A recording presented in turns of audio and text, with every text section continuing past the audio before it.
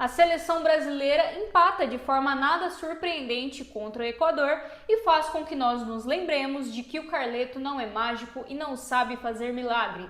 Mas antes de entrarmos nos pormenores da partida de ontem, eu peço para que você se inscreva no canal, deixe seu like e um comentário falando o que você está achando desse ciclo terrível da seleção brasileira. Bom, como de costume, nós vamos primeiro para a análise do jogo e os comentários e depois a gente vai falar de tudo de uma forma um pouco mais geral. Vamos lá.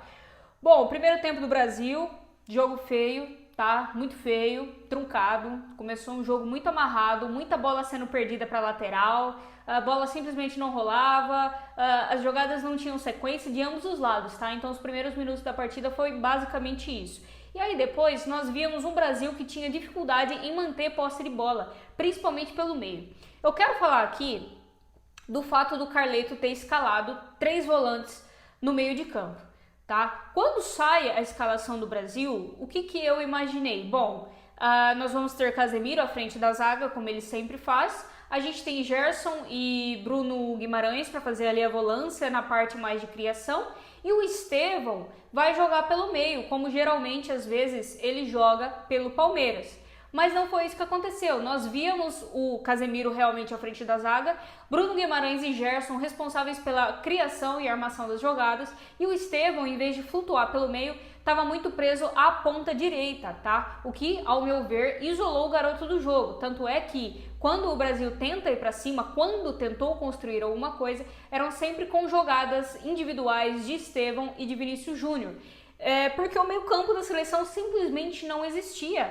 Tá? Não existia muito na hora de marcar, então o Equador conseguia fazer a transição entre a defesa e o ataque de uma forma muito tranquila e não existia na hora de construir, muito menos na hora de construir. Defensivamente, o Brasil se porta muito bem, mas na parte do ataque, essa parte simplesmente não existe. É como se o time jogasse todo lá atrás, todo na defesa e o ataque simplesmente fosse inexistente. Me incomoda o fato do Carleto não ter escalado um meia armador, né? Porque, de novo, ele deixa com o Gerson e com o Bruno Guimarães a responsabilidade ali de construir jogadas e de conectar, né, o resto do time com os atacantes. Só que assim, eu acho que não funcionou, até porque o Bruno Guimarães ele foi inexistente na partida.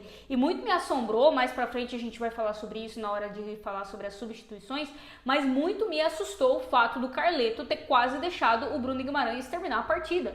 O Bruno Guimarães ele só sai de campo porque ele sente, porque do contrário ele teria terminado a partida.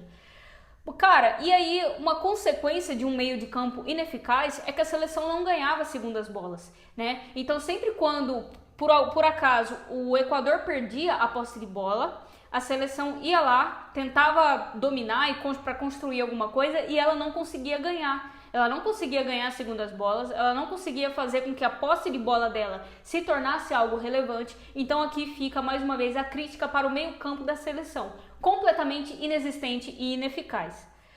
E o jogo da seleção, cara, muito se tem aquela discussão, né? Jogo reativo e o jogo que você tem, né, todos os ataques, você vai pra cima e tudo mais. Não dá pra chamar o jogo da seleção nem de reativo. Aquele jogo que o time fica esperando lá atrás e quando tem a oportunidade vai de forma vertical até o gol adversário e tenta marcar ali o seu gol. Não dá pra dizer que a seleção jogou assim. A seleção simplesmente se defendia, quando tentava construir alguma coisa não conseguia, e o pouco que foi produzido no ataque, o pouquíssimo que foi produzido no ataque, não serviu de absolutamente nada, tá? E aí, de novo, vou ter que falar do Bruno Guimarães, extremamente sumido, parecia que o Brasil jogava com um a menos, tá? E o resumo do primeiro tempo foi esse: o Equador é quem tomava as ações do jogo, o Brasil não conseguia ter uma posse de bola produtiva que resultasse em algo.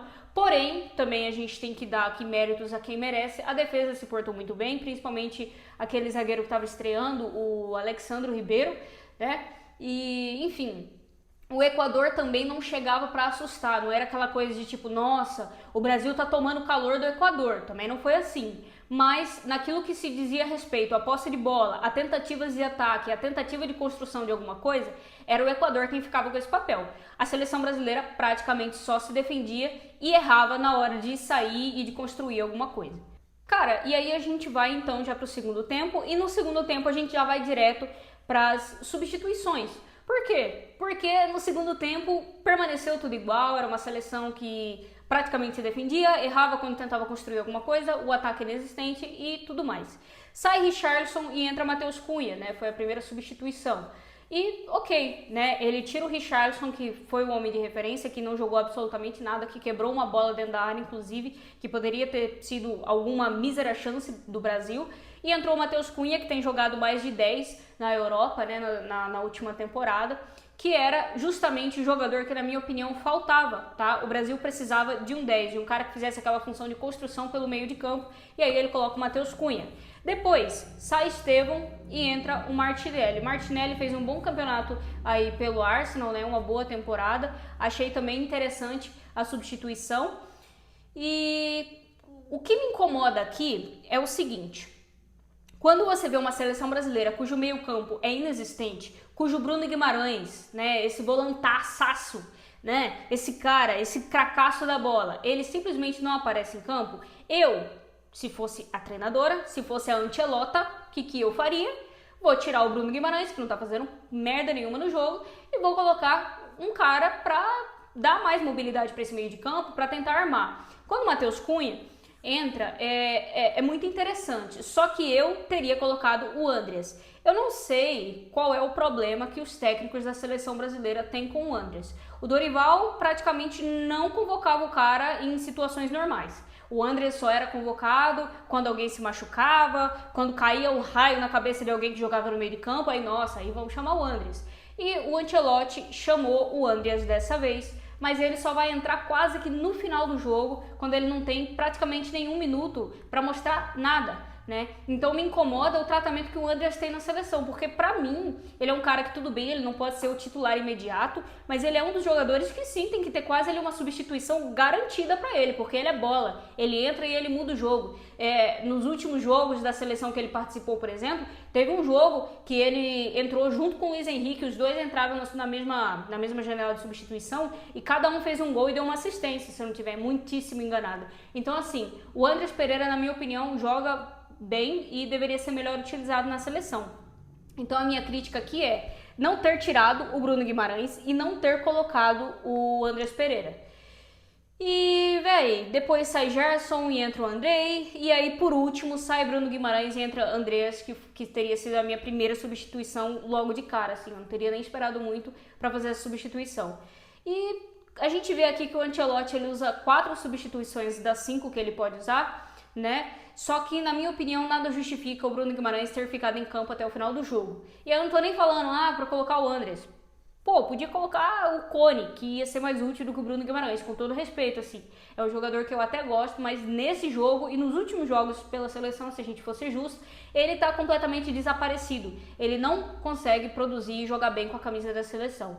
Então, assim, fiquei com a sensação de que o Ancelotti viu que o Brasil estava empatando e que na próxima rodada, né, das eliminatórias contra o Paraguai em casa, a gente tem a chance de se classificar matematicamente para a Copa do Mundo. Então eu acho que ele jogou na segurança. Ele falou, tô chegando agora, é um time que eu ainda estou conhecendo, com jogadores que eu ainda estou conhecendo, estamos segurando o 0-0 aqui, estamos com uma defesa muito bem postada, não vou fazer muito teste, não vou inventar muita coisa, não vou querer sair para cima para tentar ganhar esse jogo, até porque parece que estava difícil, né? Porque o ataque, de novo, não produziu absolutamente nada. Então eu vou ficar aqui na maciota, não vou fazer muitos testes, vou fazer o feijão com arroz básico, levar esse um pontinho para casa e tentar ganhar lá no Brasil.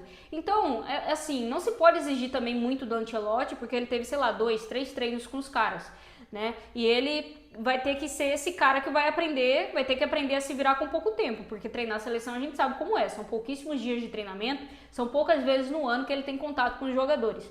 Só que ao mesmo tempo, é meio que frustrante você ver mais uma atuação da seleção brasileira nesse limbo, nesse ritmo tosco, né? É uma coisa pavorosa você dizer que aquilo é a seleção pentacampeã do mundo, é a seleção mais vitoriosa do mundo. Então, assim, não vou também criar expectativas para que contra o Paraguai o Brasil tenha, uma super atuação, mas eu espero que o Brasil pelo menos ganhe.